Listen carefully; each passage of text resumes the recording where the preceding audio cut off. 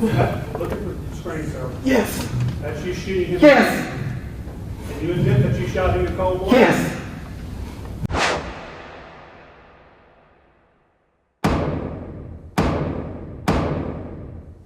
The idea of strangling them, that way it would create no mess,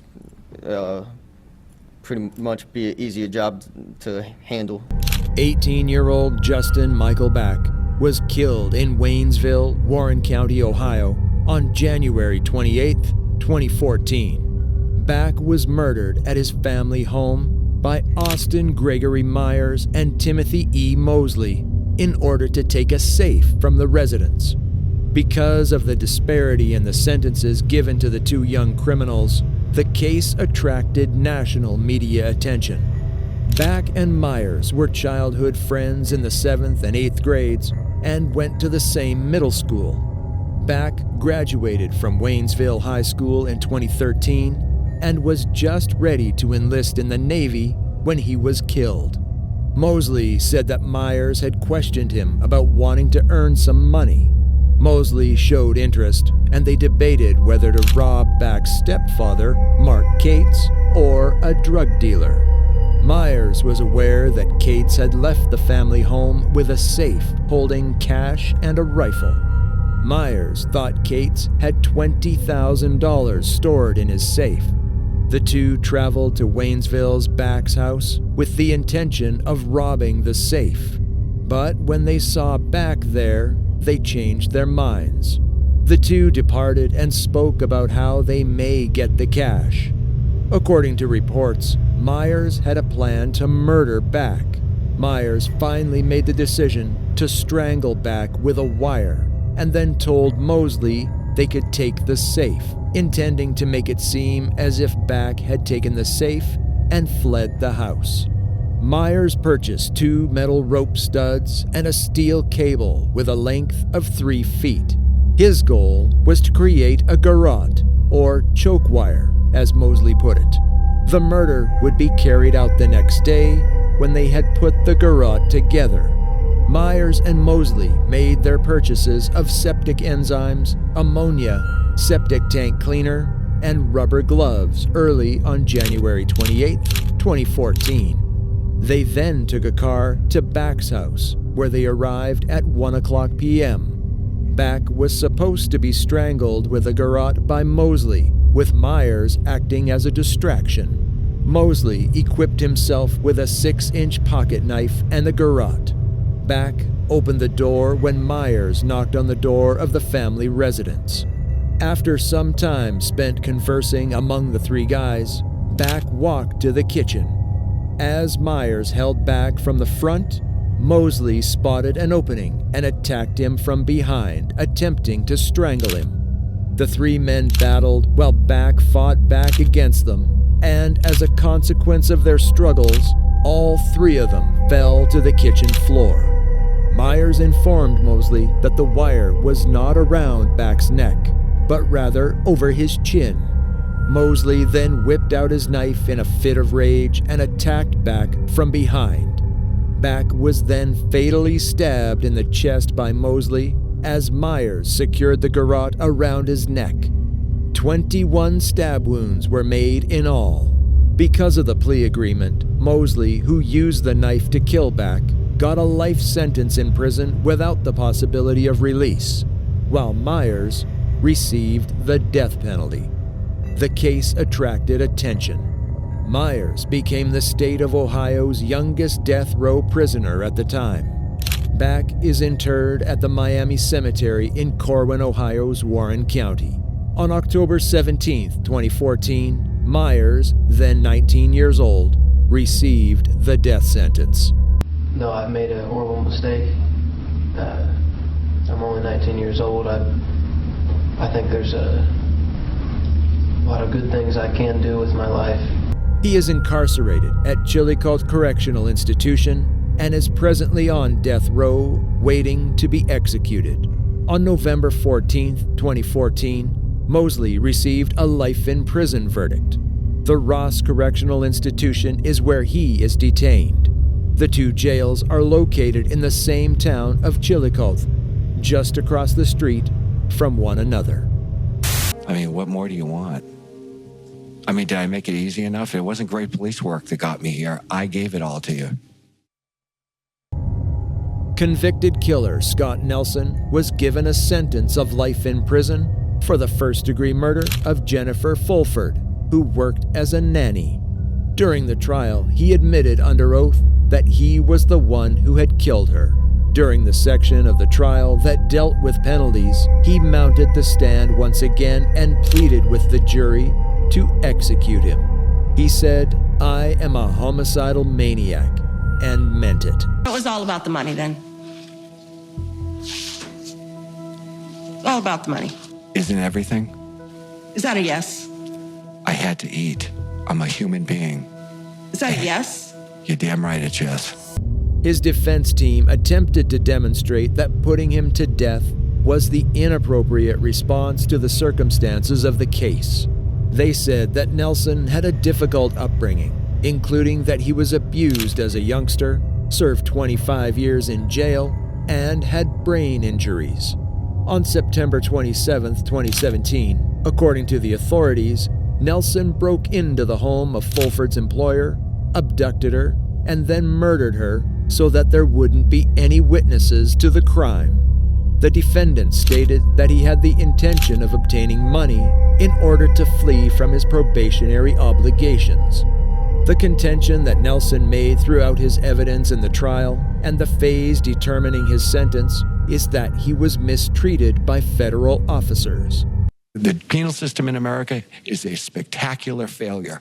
Nothing works. But everyone that drives by a prison, they glance at it real quick and keep driving. They may shudder, oh, that's it, oh God, and thank God I'm not there. And keep on a rolling. Nobody cares. Nobody cares what goes on in there. They'll spend $30,000 a year to keep you in jail, and they won't give you a nickel to keep you out. In spite of these reports, he requested that the jury approve capital punishment. During the punishment period, he had a number of outbursts. First, he voiced his displeasure with the evidence provided by his brother, and then he objected when a federal prison expert said that Nelson had experienced conflict with Muslim prisoners. Nelson, who had previously acknowledged being a killer, said, "I'm not a racist." Within the context of his evidence, he referred to Fulford as collateral damage. In addition, he argued with his defense team, claiming that they had neglected to ask some questions. Our position is he should be in the regional center. That's where that's a hospital, that's where it should be. That's not going to happen now. Nikko Jenkins was found guilty of 4 counts of first-degree murder by a panel of 3 judges almost 4 years after he went on a killing spree over the summer. In addition, he was sentenced to an additional term of imprisonment that may go up to 500 years on the remaining crimes. Juan Uribe Peña, George Calleja Ruiz, Curtis Bradford, and Andrea Kruger were the victims of the homicides committed by Jenkins, who was 30 years old at the time. Jenkins was found guilty of the crimes in 2013. In the courtroom, the members of the families of 2 of the 4 victims remained silent as they listened closely to Judge Peter Battalion's explanation of the procedure and how the 3-judge panel arrived at their verdict. According to Battalion, the killings, which took place over the course of 10 days, were premeditated and purposeful. The defendant's commission of these 4 murders over a 10-day period is one of the worst killing sprees in the history of this state. Each one of these murders was a deliberate and planned act. The victims were pre-selected and the murders were purposeful. According to Battalion, 6 criteria that may be considered aggravating, such as Jenkins' history of committing violent crimes, were balanced against 6 considerations that could be considered mitigating, such as his diagnosis of mental illness. Do you not realize that? I got Nikko Jenkins. I got you. What do you mean you got me? I got your DNA at the murder scene. I got your DNA in the car. I got the weapon. I got Nikko Jenkins. I don't need to make... I don't care about it. I just want other people that are involved in it. What the hell happened out there? And why? Jenkins, who was sitting peacefully while being surrounded by 6 deputies, startled the prosecution, who were aware of his history of disruptive outbursts in the courtroom. In all, he was found guilty on 12 charges, including 4 counts of murder in the first degree, 4 counts of using a deadly weapon to conduct a crime, and 4 counts of illegal possession of a dangerous weapon by a person who is barred from having such a weapon. And you agree that the video shows that the defendant ran over towards her and stood over her? I do agree with that. And fired additional shots? He did. Markeith Lloyd was found guilty of killing Orlando police officer Lieutenant Deborah Clayton in 2017 for the 2016 murders of his ex-girlfriend Sade Dixon and her unborn child. Lloyd was given 5 consecutive life sentences in prison. According to authorities, Lloyd fatally shot Dixon following an apparent disagreement outside of Dixon's residence. According to court records, Lloyd visited Dixon's home on the evening of December 13, 2016, to try to persuade her to not have an abortion. At the time of his trial, he claimed that she had drawn a pistol on him, and he had taken it from her. Ronald Stewart, Dixon's brother, apparently stopped over to see how the two were doing outside the house. Then, as Dixon and Stewart tried to enter the house again, Lloyd shot them, according to the police. Stephanie Dixon Daniels, Dixon's mother, was also there when the shooting occurred. When Stephanie and Dominique Daniels gave their testimony at the time, Lloyd shot at them as they ran outside to aid Stewart and Dixon. Daniels reported that as further bullets were fired, he drew his mother back inside. For killing his ex-girlfriend, Lloyd was sentenced to life in prison.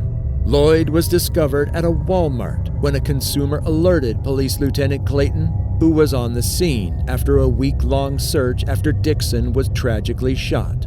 Clayton and Lloyd got into a firefight in the Walmart parking lot.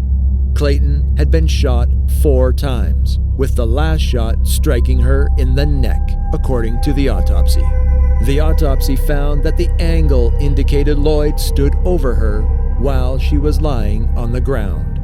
Although Lloyd's mental health has been a source of debate throughout the case, it was decided that he was competent to participate in the hearing and sentencing.